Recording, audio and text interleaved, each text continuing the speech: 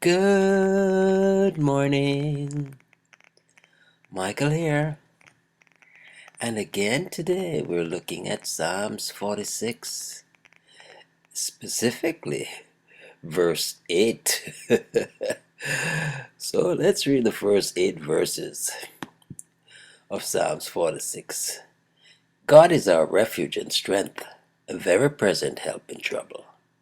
Therefore will not we fear, though the earth be removed, and though the mountains be carried into the midst of the sea.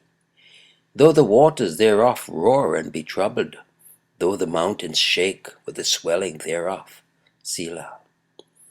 There is a river, the streams whereof shall make glad the city of God, the holy place of the tabernacle of the Most High. God is in the midst of her, she shall not be moved. God shall help her, and that right early. The heathen raged, the kingdoms were moved. He uttered his voice, the earth melted. The Lord of hosts is with us. The God of Jacob is our refuge. Selah. Verse 8.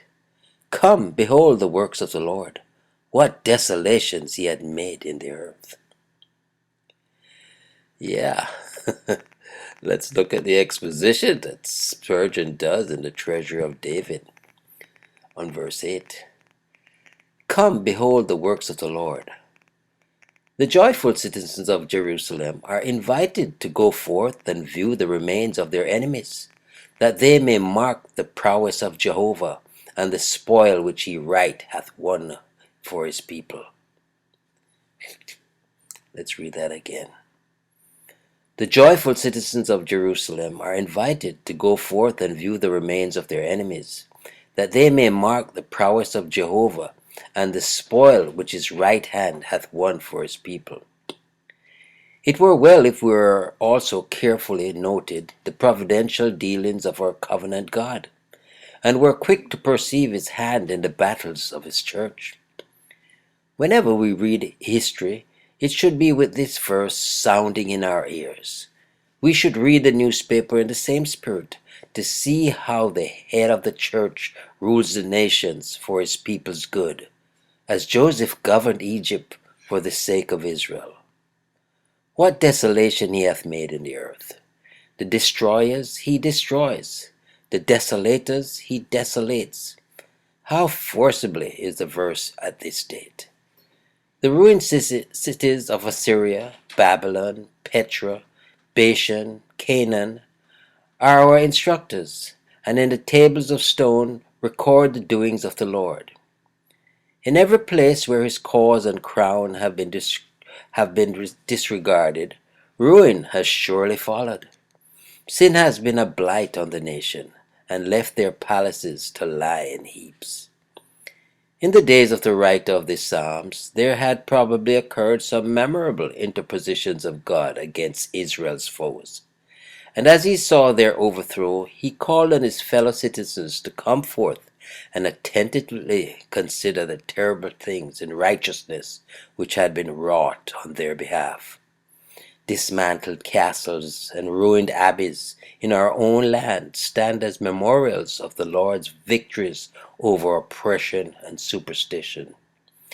May there soon be more of such desolations. Ye gloomy piles, ye tombs of living men, ye sepulchres of womanhood or worse, ye refuges of lies, soon may ye fall. And amid your ruins may the owl and bat and dragon find congenial resting place. Wow, this one verse is so momentous. And I beg the question, when you read God's word, who do you think he's writing about? Who are the enemies of God?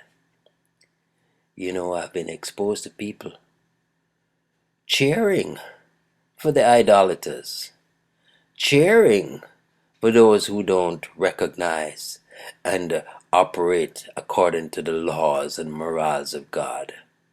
That's who they're cheering. And those who have done good, they really make a joke of them. and have the worst predictions for them as if it was something good.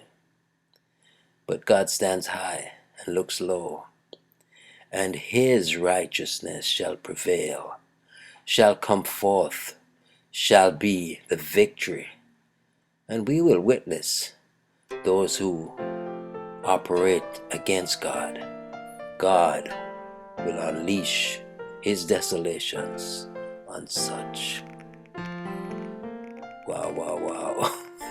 A verse to be cognizant of. Well, Michael here. Trust you enjoyed that verse.